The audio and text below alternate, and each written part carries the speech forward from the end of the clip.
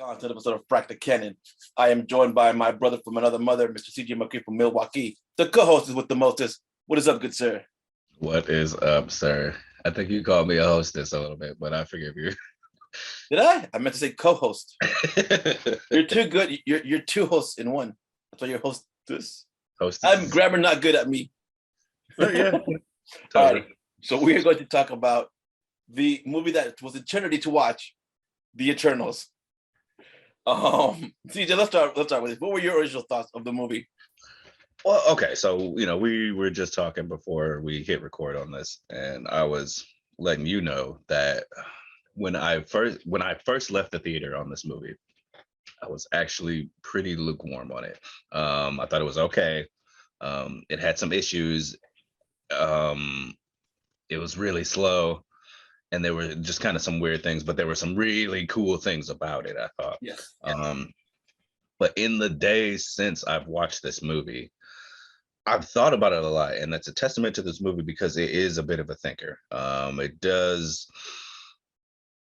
well, I mean, it requires your attention, but it does bring up some things to think about, and like there are a lot of there's some really good filmmaking in the movie as a whole. I kind of narrowed it down to this complicated phrase, as about as convoluted as this movie is. I feel like it is a movie with examples of great filmmaking, with an okay execution on some incredible ideas. Yeah, I would second that, because I remember. So I'm like, we're both Marvel zombies. We're both Marvel fans first and foremost. But I know nothing about the Eternals. Like I have no idea what the Eternals were. Like I remember hearing about them like later as I got deeper into comic book lore. But I'm like, what are the Eternals? I remember thinking this is like so reminded me of DC's New Gods, because it's Jack Kirby, right? The King. And I'm like, what? So when they announced Eternals, I'm like, really? You're gonna do Eternals?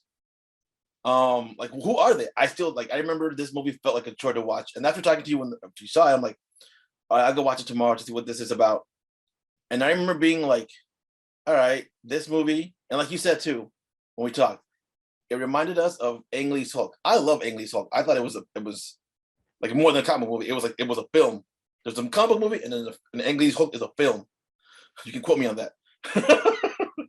And I felt this way too about Eternals. I thought like this movie tried to be more than it should than it could be. I don't know. And I'm not trying to bring it down, but I'm like, there was a lot of concepts that were never fully executed, or I wanted to see more of. Like we were talking about it earlier. One of the ideas, and then this is a spoiler podcast, spoiler TV show, spoiler YouTube show.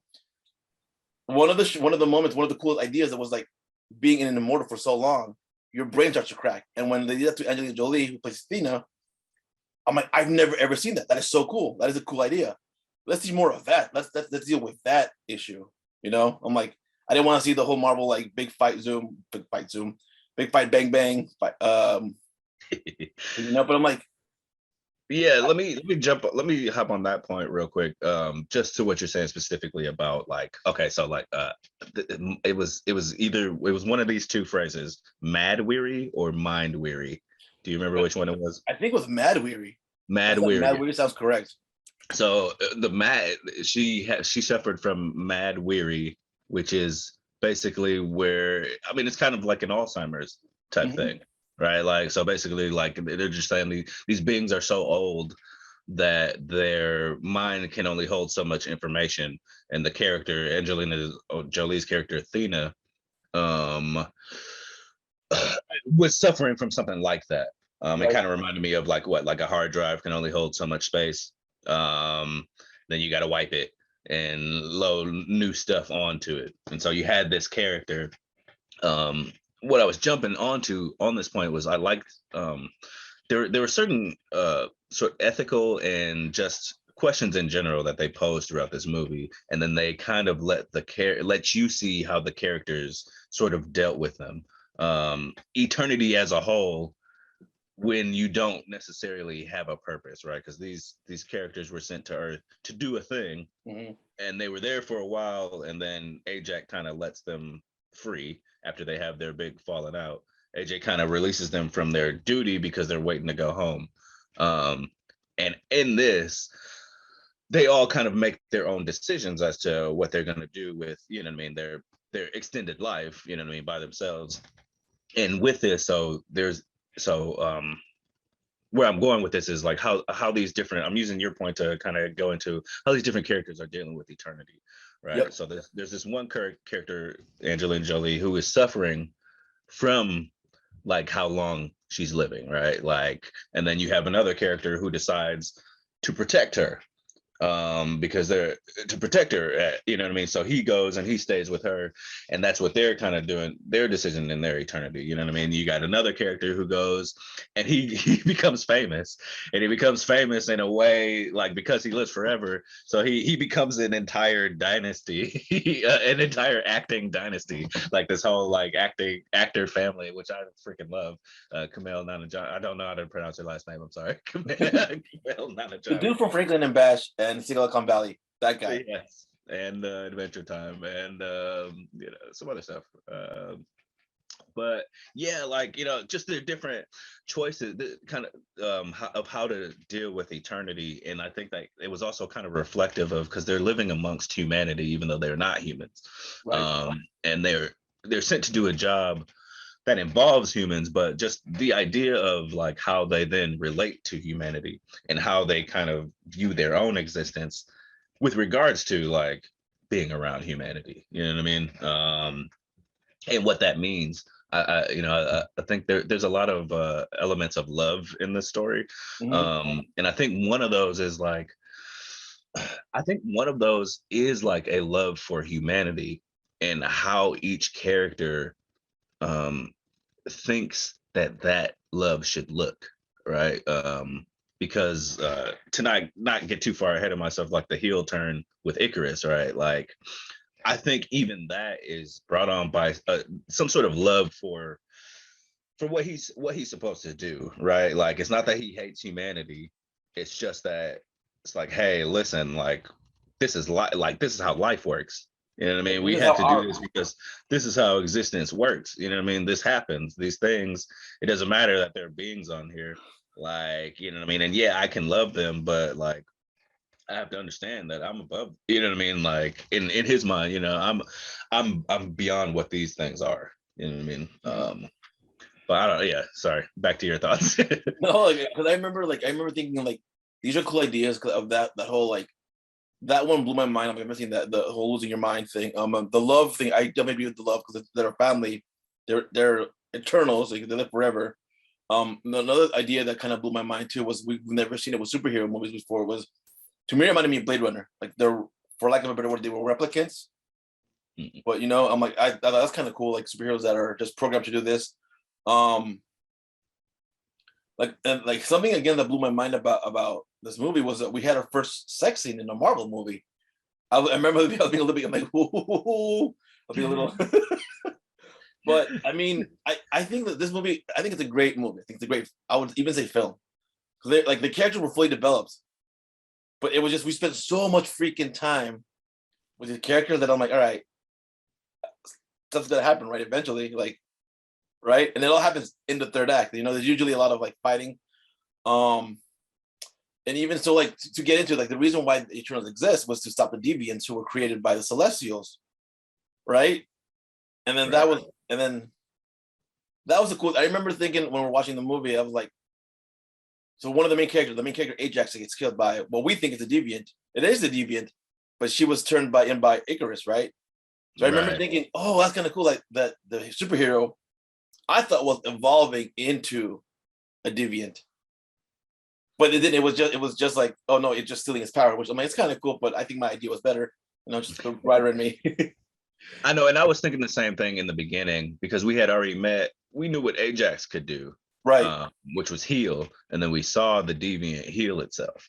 So I was like, "Wait, is that Ajax? Like, did Ajax go off and like become a deviant? Like, do deviants evolve from, like you just said, evolve from Eternals? Like, is that how we get them?" So yeah, there were a lot of interesting ideas in it, like that one. How do you feel? You mentioned the sex scene specifically. Mhm. Did that feel necessary to you? No, not at all. Like honestly, I'm like it felt like I didn't think about it till you said it too, but both of them felt and looked uncomfortable as hell. I didn't believe that they were in love at that moment, like, and I didn't notice it till you said it. Like there was no chemistry in that in between those two. I'm like, you're right, there isn't really any chemistry between them two. And I didn't notice it until I was going back and watching it again in my mind. I just remember everything felt like nothing felt natural. I didn't believe that they were in love with each other. I'm like, you're telling me you're in love, and you're acting like Right. you're in love, but you're not showing me you're in love. Like I don't feel it in that act, That's definitely how I feel. Like I've seen a lot of people talk about how like, oh yeah, the love that these two share and blah blah blah. And it's like what? Like I don't know what movie you were watching, but like to me, like these two characters didn't seem to have much chemistry at all. And I would say like my only thought as to why we may have needed that sex scene was just to show the audience that these two characters were romantically linked, because we see her with her new boyfriend who her and him have so much chemistry. Yep. Her and the Black Knight, I can't remember his character's name, had so much had so much chemistry. You know what I mean? It was like these characters belong together, and I saw that from the first scene that they were in together. You know what I mean? As she goes and she's late to her class, the eternal who's late, eternally late. But I thought that was very. Yeah, I think that maybe the sex scene was just there, just to say, oh well, these characters had a past. You know what I mean? Like they were together. You know what I mean? I've seen better performance in porn movies than that. I'll say right now, I'm like, And maybe the idea is that like they're not human. You know what I mean? Maybe the idea is like they're not human. So like when they're kind of getting together, like it's not supposed to feel that way. I don't know. Because I don't know. You know what I mean? Like it just seemed weird. He's just like, hey, I love you, and she's like, oh, okay. Like, yeah, they're like, thank you, kind of. Which I've had that. Right, you know what I mean? Like, exactly. You know what I mean? Like, because did she actually say thank you or something? Oh, you're beautiful. Yeah. You're beautiful. And she said thank you. And then he's like, I'm yours if you want me, kind of thing. And she says yes, but like, I don't know. I never really got this. I don't they, like you said, they keep telling us that they were in love. Just like they keep telling us that she has this love for humanity, right? Mm-hmm. But I never necessarily see that shown off either. Like it was another sort of tell not show sort of a thing, right? And it was, I think it was a great movie. It was a good film. It's just like I don't remember being really bored. I'm like, okay. I did feel like by the time we got to the end, I feel like the film justifies the slow beginning. When we get to the end, I feel like it justifies the slow beginning. No, for sure. I think this is the most character driven out of all the Marvel movies. I thought the first Iron Man, like all the first phase movies were all character driven, were all character driven movies. Spider-Man Homecoming was character driven. I felt more about Peter Parker. And this one felt, but I'm just like, oh my God, this is too many characters. and I think that's what bugged me the most, that it was just so, everyone got their deserved time. Like they all got justice in character development, but there was just so many of them. Like, I don't care. Just move on to the boom, boom. And they're so varied that it's easy not to be interested in every person too, right? So like personally, the movies start to turn around for me when Kingo gets involved. Like that's when I start to enjoy the movie a whole lot more. Kumail's character, right? When Kingo, when they show up on the scene and he's doing this Bollywood freaking ridiculous thing.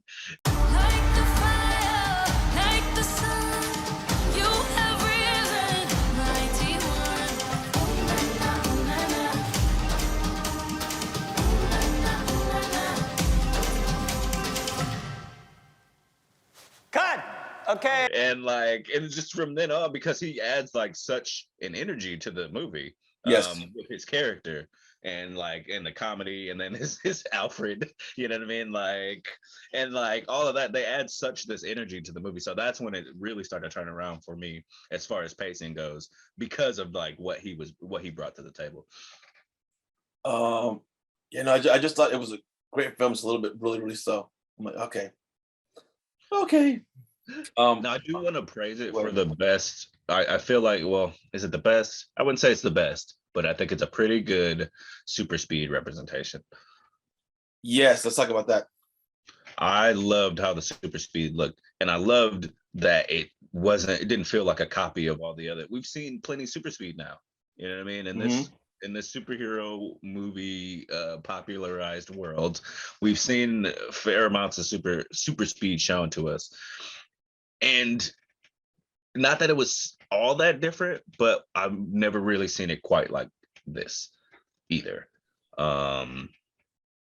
Your thoughts on the super speed? I thought it was cool. I thought, first of all, she was really pretty. That lady. I'm like, ooh, it's a pretty speedster. But I thought it was fun. I thought it was cool. I thought that the speed, like you said, we've seen it.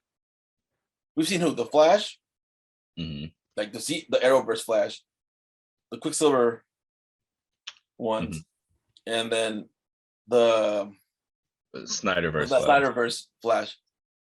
I remember the first time I saw. What were we missing? I was going to say, and MCU Quicksilver too. That's right. Yeah, MCU. I keep forgetting he exists. But I just remember I was surprised because it's all of the slow motion, like, or seeing the main character, like I think like through running and everything speeding. But I like how we just saw it from everyone else's perspective. I thought that was dope. I thought that was really cool. I'm like, that's cool to see. I thought so too, because see, I think that like one of the coolest things about super speed, like the cool thing about like Spider-Man, is like the movement, right? Like seeing it and how exhilarating it is and feels. You know, you play an older Sonic the Hedgehog game like on the Genesis, and like that's what's so fun about it. You're moving at super speed, you know what I mean? Like, and it feels exhilarating, you know what I mean? And that's what was cool about Mercury. Mercury, that's like, I know it's supposed to be Mercury, but it's like Mercury or something. But like, yeah, seeing her super speed was very exhilarating, because they don't slow it down. It's just like, nope, we're fast. Like, I loved the shot where dude's like, hey, this is where this is on the planet, go find this real quick, and she just freaking zooms it, and we just follow her zooming across the earth, like freaking looking for this freaking spot on the map, you know what I mean? I was like, that was dope. That was cool. That was like I wasn't as excited ever. Last time I was like that, I think was when I saw for the first time I saw Superman, the 78 one, when he's flying around the earth, you see the blue lines. I'm like, that's cool. It kind of reminded me of that. I don't know if you got those vibes, but I'm like, I didn't get that, but I could see that. I could see that. Yeah, totally. And when she's fighting with Icarus, you know what I mean? That was a cool fight. I thought that was freaking awesome, man. I mean, like that's kind of cool. So let's talk about a little bit of the plot too, and what the story is, and then something else that about how they're kind of reminiscent of the Justice League or Marvel's version of the Justice League, Squadron Supreme. Let's talk about the plot first. So the story is pretty much is the Eternals are here to Earth to babysit humanity until the Celestial baby to be born, right? Like midwives. That reminded me, wasn't it very Matrixy, or was that just me? No, like it is, yeah. It's kind of the same thing, except there's no end game to the Matrix. This has an end game, as in humans are there to support, like you said, midwives. The humans are there to support the birth of a thing, and once that thing is born, there's no more need for what humans are, right? Like, whereas the Matrix is like they're there to support the life of that thing, right? You know? Right. The robots, humans are the robots' life support in the Matrix. So there's no end game. They just kind of need humans alive and stuff. They're like, we don't need them alive forever. Like, we need them. We need a bunch of them. You know what I mean? To do a thing. So it's more like freaking Full Metal Alchemist when they're doing the big grand freaking I forget what, it's been a while since I seen that, but I know they were trying to do the thing where they freaking turn everybody into a philosopher's stone or whatever. But it's like that. It's more like that. Um, I thought I'm like, all right. I kind of like, all right, that's the big plot. Okay, whatever. I learned a lot about the Eternals, but all right. But again, being Marvel fans, being DC fans, I'm like, this is like. I remember thinking like, I wish we would have gotten a Squadron Supreme movie over this movie. To be honest, like nothing against, like the acting was amazing. Like they were all, but I'm like, I kind of wish we've gotten because they I were. would Go ahead. agree. I would agree in that, like, because they could have did the same story, just used the characters from the Squadron Supreme. You know what I mean? Like, I would agree. You know what I mean? They could have did that. Um, but I like well, kind of what you just mentioned, or what we just mentioned about what the plot like. This is one of those like incredible ideas that I thought, like, I think that's wild. You know what I mean? Conceptually speaking, that is wild. You know what I mean? Like, here's these beings. You know what I mean? Like, and the way it kind of goes back and is like, this is how the universe was created, like Marvel universe is created. You know what I mean? Like, I was like, this is wild. Conceptually speaking, like, this is a wild freaking adventure. But continue with the plot. No, I mean that was it. I'm like, okay. I just remember being like, okay, like it was the plot was it reminded me of Lord of the Rings. I'm like, oh my god, they're walking, all they're just walking. Because right, because the beginning they're collecting each other. Right, like Because I they're would say like the first act is mostly them just being collected because the second act, what was the second act? I'm trying to remember now. Because is there something between being collected and then the heel turn? Like when they get to Druid, and then the Deviants arriving again, right? But that was, I'm like, is that Act Two really? Was that all of Act Two? Was just that one beat? Yeah, because I can't think of it like a big gloom. Except I guess the big gloom is when the heel turn. Yeah, that is a heel turn. I think. Yeah, Heel I'm like turn. because yeah, it's all them collecting. I guess because even Festos was him being like, no, I'm not joining you guys. But then it didn't matter because then like they weren't all together at the end. It was like Kingo left, Kamal Nanjali left. So I'm like, Right. so yeah. I think I would say that would be the heel turn. Would be that one when they're divided, like when Icarus and Sprite left, and they're like, well, what do we do? I would say that. I mean, so I guess those are those beats, but it just felt like this whole movie was like, let's collect each other again. And then the time jump too, the time jump between different periods, which was kind of cool. I wish we would have seen more of that too, of them interacting with. Like, show me that movie instead. Like, show me them when they're first at like Mesopotamia, and when they arrived to Earth with the caveman era. I'm like, I want to see that than the story we got. If that makes any sense. I hear you. I can't disagree with you on like some of the choices of when we go back. Like, why are we? Some of the choices like why are we spending time here? Um, I can't because what is the first point in this movie? Is it like 5,000 BC? Yep, that's the first time they arrived. Yep. Mm-hmm.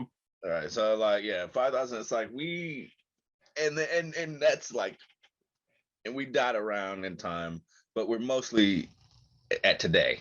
We're mostly at today, and then there's like a lot going back and forth. I wish when we went back that far, I don't know, that we saw some more significant stuff. Is kind of how I feel about that. Like, because we spent a lot of time with like the love story, and like I said, like I didn't feel chemistry between these two characters. So it's like, to me, it's like you're spending a lot of time on this thing that I don't even believe in. You know what I mean? Like, I don't even like believe in this thing. As far as like as far as their love story goes, you know what I mean? I'm like, yeah, all right, whatever. I guess you tell me they're in love, so I guess I gotta believe it. You know what I mean? Like, I mean, he had a sex scene. Like, you gotta prove their love, right? Like, all right, you know what I mean? I guess, you know what I mean? Like, and I'm still thinking like, well, what's up with the other guy? You know what I mean? Is she just gonna like like leave him hanging? you You know know, what I mean? like they made a big deal about getting this cast from what's the show that everyone loves that Game I of don't Thrones. Game of Thrones. Yes, I could not get it past episode one. Like, I do not care about this. Yeah, that's right. I said it. I don't care about Game of Thrones. And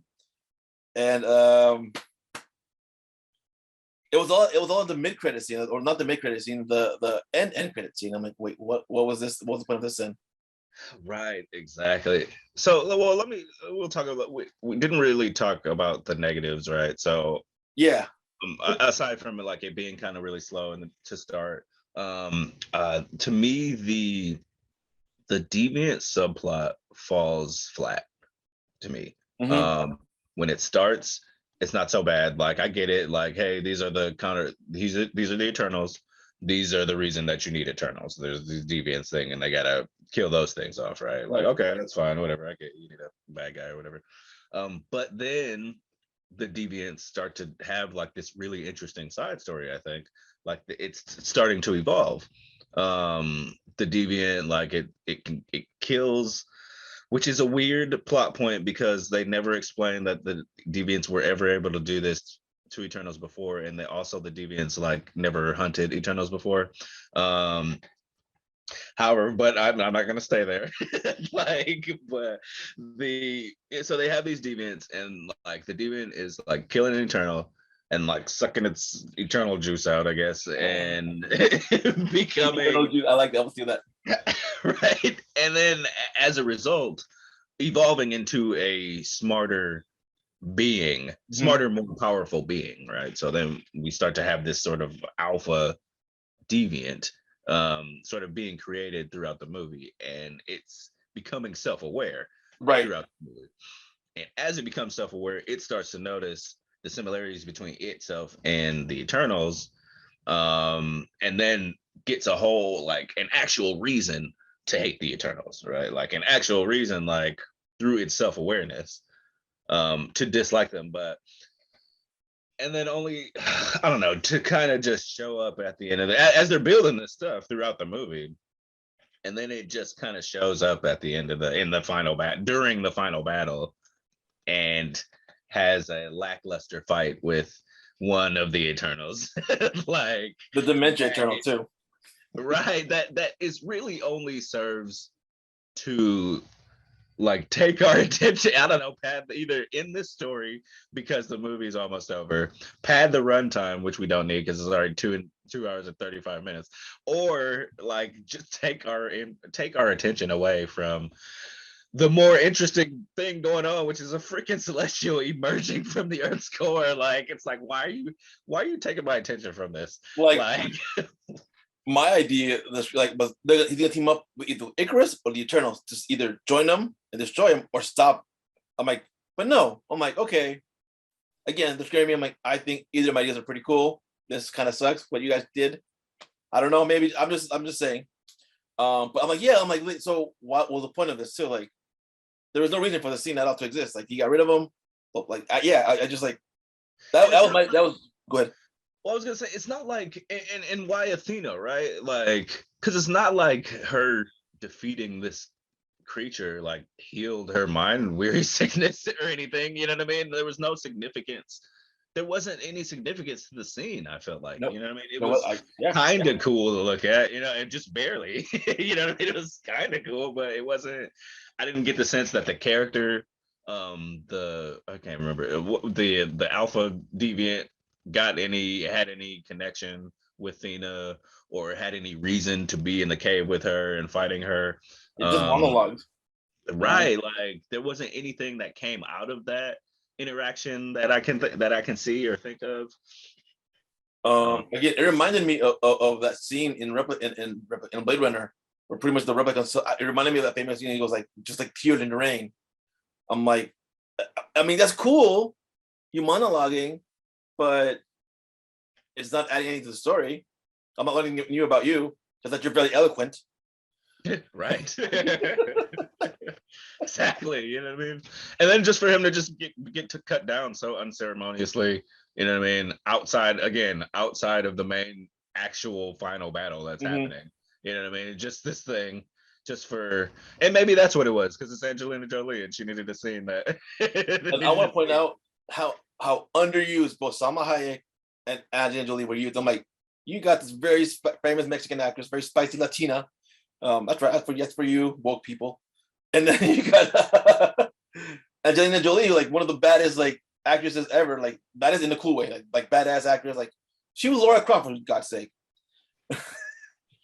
I would say definitely Angelina Jolie. And I don't completely disagree with Selma Hayek, but I do feel like that she got a lot of more justice than a lot of those famous like kind of actors and actresses that they just kind of pull in to their movies and like Rachel McAdams. Right, you know. Except that because they killed it pretty quick. but like they kept bringing her back through flashback throughout the whole movie. So I was kind of like, as a fan of Salma Hayek, watching it in the theater, that did sort of do a bit to kind of calm me down a bit. Like I was okay, like they do keep bringing her back, and she is in a lot of scenes, even post her death. You know. And I just like I would say so. All right, so let's give it. So what would you read it? Because I remember when you first talked about it, because you called me and it was after I was at the bar, I was watching the Canelo fight, and then you come just tell me. So what would you give it now after? Like you gave it, like, I think you gave it a pretty low rating. I think I gave it a C, but honestly, Yeah. I would only raise it to a C plus. I think I would give it a B minus. I think because it's like it's a good story. It's a good it's a very well told character plot, but they're just like it's so slow. The plot is like again very very thin. I think. I'm like at the end of the day, I'm like, well, what are they trying to do? It was just them collecting, and then I'm just like, ugh, and then not a lot. And then this is just me being a Marvel fan, a comic book. Like I need to see all the comic book fan. I'm like more action. Like this is the one. I think I told you like this in the previous, like the WandaVision episode. I'm like the whole like generic Marvel end of the world fight. I'm like, I kind of didn't like that. I wanted that for this movie. I wanted more, you know. No, I got you. And I agree. I guess you didn't really leave anything out that I feel bad about. Aside, I already mentioned I didn't feel like they wrapped up that plot very well. The deviant plot. I thought as far as amount of action, I don't know. Like there was actually like as slow as the movie is, throughout the movie, there's a decent amount of action. There's actually a decent amount of action throughout the movie. We get the bit in the beginning, like there's always like some deviant popping out of somewhere and hunting, running at them, and it's good for like a little 5-minute kind of action scene real quick. Then they get back to whatever the storytelling or whatever. But yeah, most of my negatives on this movie are just this wasn't handled as well as it could be. Not this sucked. You know what I mean? It's like this wasn't as, which I think is a testament to the movie itself, because I feel like the rest of the movie is done so well that it makes it makes its flaws kind of sing. I feel like, you know what I mean? It makes its flaws kind of seem way larger because it's actually, a well put together movie. Yep, I would agree with that because I mean I haven't seen other movies as directed, but now I will go back. I mean I'm already too because I remember thinking I'm like this looks like an art house film, and I think it still kind of is. Like I still think there's kind of a little bit of artiness, a little bit of I don't know, a touch of pretentiousness in this movie. I would totally agree. Oh, my other thing, I didn't really appreciate, and whatever. I think I think it mostly works narratively. It definitely works character wise, but I just didn't really appreciate the end resolution with Icarus flying off into the sun.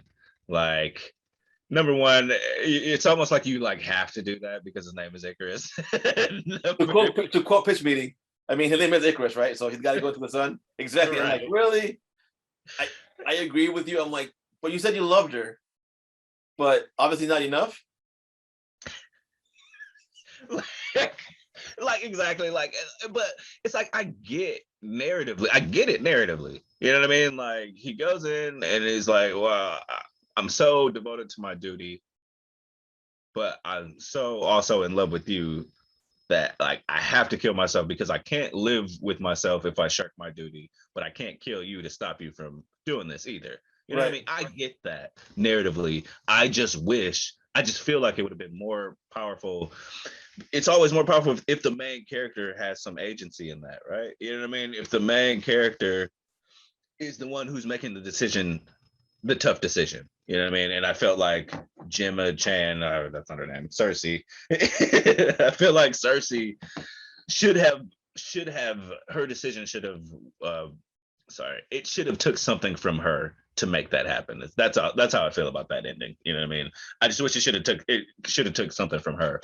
There was a lot of I believe I feel that the filmmaker I forgot her name, Chloe, I don't know her last name, forgive me. I think Chloe's out right. I just think like she gave us a lot more credit than maybe we deserved. And that one, or I don't know, maybe she did give us the proper credit. I'm just like, I don't. There was a lot of like knowing looks at each other. Like I used to write in film school, like I'll take a shot. It's just like you look at each other silently, beat, awkward. Like when I was seeing it, I'm like, I read that in my head. I'm like, someone wrote, they look at each other awkwardly, beat, he flies up into the sun. Like that's kind of what when I'm like, someone wrote that. Like I'm like, okay. It just reminded me of me like my writing in film school. I'm like, I don't know if that makes any sense. It does. No, that's actually really funny. And it was kind of like knowing looks the movie. All right. Before we wrap up, because this is a long episode already. Long ass movie too. I mean, right? It is an eternity for Eternal. I'm gonna smash that joke into the ground. The mid-credit scene and the post-credit scene. I have no idea who Harry Styles is. Right? I just know he's something from One Direction. I know One Direction was a thing back in like a couple of years ago, maybe 5 years ago. And then that little dwarf thing. I'm like, I thought it was Puck, but I'm like, Puck is from fucking. Oh, was it Pip? Right? Pip. Yeah. Is it Pip? I feel like Pip. I thought it was Puck, but I'm like, no. I'm like, I thought it was Puck from Alpha Flight. Midsummer Night's Dream. From Alpha Flight, dude. From like, oh, and right. I'm like, and then like, no, I don't think so. And then he shows up, and then he's wearing. I'm like, who are you? First of all, who are you, Harry Styles? One Direction, right. Dead, so. I'm like, yeah, I have no idea who this character is. Like when we first saw him, I thought he was a Starjammer. You know what I mean? Like, oh my god, that would have been dope. When we first saw him, I was like, is that like Cyclops' dad or something? But then like he was like Star Fox, and I was like, what? Like Nintendo character? Like I don't know who Star Fox is. You know what I mean? And then they was like, oh, brother of Thanos, and I was like, I still don't know who this dude is, but okay, he's Thanos' brother. Like.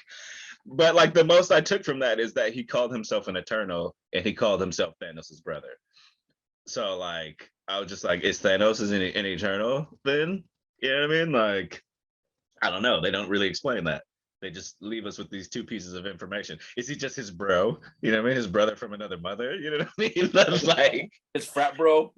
Right, you know what I mean? He just loves Thanos like that. Or you pledge Greek week. You know, like what does that mean? Harry Styles.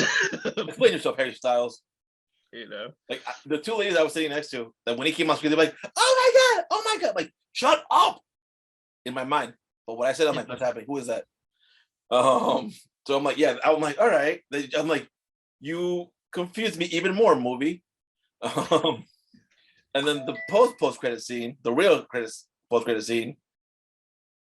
What the frack was that about? Because I'm like, this is the most this actor's done in this whole movie, and I'm like, I know a little bit of the Black Knight only because when I was reading comics, I started reading the Ultimates.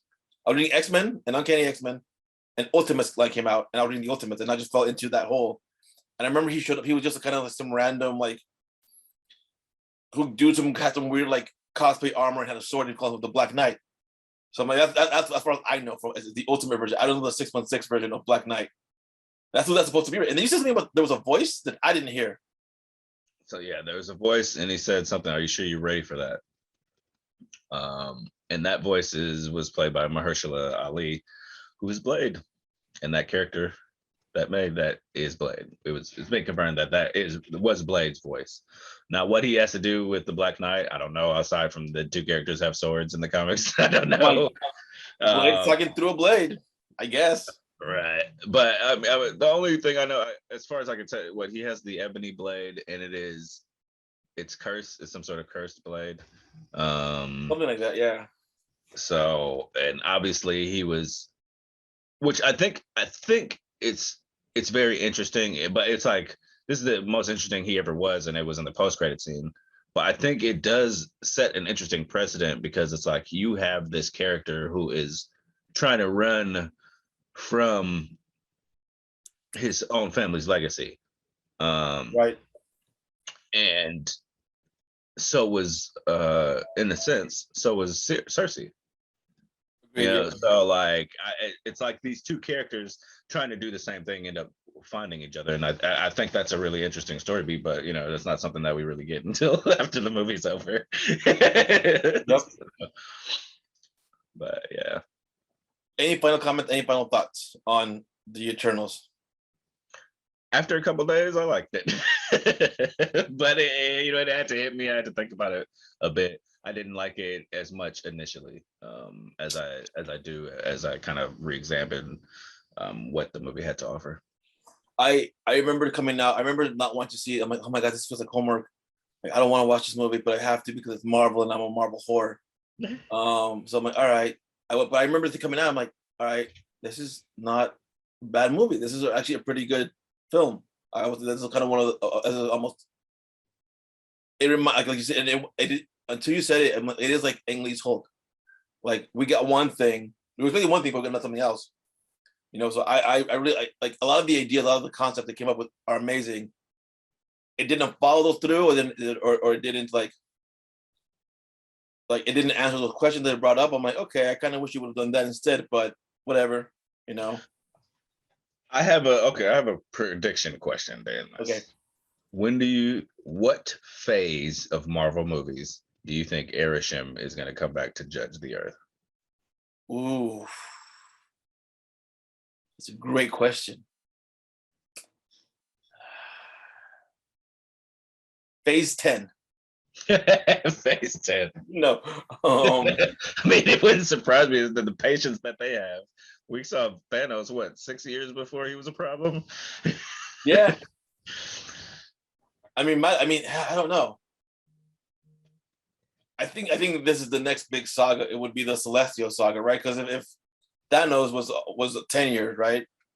That was phase 1, 2, and 3. So by that math, I'm gonna go phase 6 probably. Phase 6. I think so too. I'm gonna say, wait, no, we're in phase 4. Mm-hmm. I'm gonna say like into phase 5. So I guess I agree with you. Like they'll introduce it like into phase 5 is how I feel. Right. Will into phase 5, maybe Arishem will just pop up, and that'll be like the last phase 5 after credit scene or something. Arishem just pops up, because I think there are a lot of irons in the fire right now, and I think they're building up to multiple things. And Arishem is obviously bigger than anything that they're building up to. Arishem, dealing with Arishem. Kang.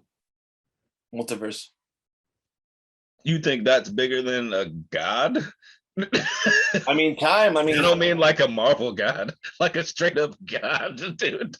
Arishem is a straight up god, dude. Like freaking. I mean, but it's a timeline though. Like he can be rewritten through time, right? I mean, Kang the Conqueror can manage like. Now that we're in the multiverse, I'm like, we're gonna see, and hopefully we'll see this next. But it's like, what can Kang do? Kang can go through time and change time, right? But like, so what? He goes back to the beginning of time and changes how the laws of nature works. That's the only way you're beating a celestial. Like, hey man, I don't know. I just enjoy them. All right. And then when you get back to the present, like, what kind of creatures are even alive? You know what I mean? Like, no, like freaking. The only thing Kang can do is avoid the Celestial's wrath by dipping into another time. So I think what's going to happen is I think they're going to focus on Kang for a minute, and then we're going to go jump to the Celestials, or at least Arishem. I think my prediction. I think it's going to be Kang and whatever freaking the Thunderbolts are dealing with, like be it the Power Broker or whatever, and whatever's going on in space. I think all of that stuff is going to be popping off kind of like around each other in the multiverse stuff. You know what I mean? I think all that stuff is going to be popping off like around each other and irrespective of kind of each other. You know what I mean? I think you'll have like ground level people dealing with the Power Broker thing. I think you'll have space level people dealing with cosmic threats and magic kind of people dealing with multiverse kind of threat. Yeah. I don't think it'll be till like what you said, phase 6. I don't think it'll be till phase 6 till we even get another like maybe Avengers movie. You know what I mean? An Avengers level threat movie, yeah. Alrighty. Well, this was an eternal episode. Like in both more ways than one. Thank you for joining us. Thank you for watching. We'll see you same fracking time, same fracking channel. Frack off. All right, looks like perfect time.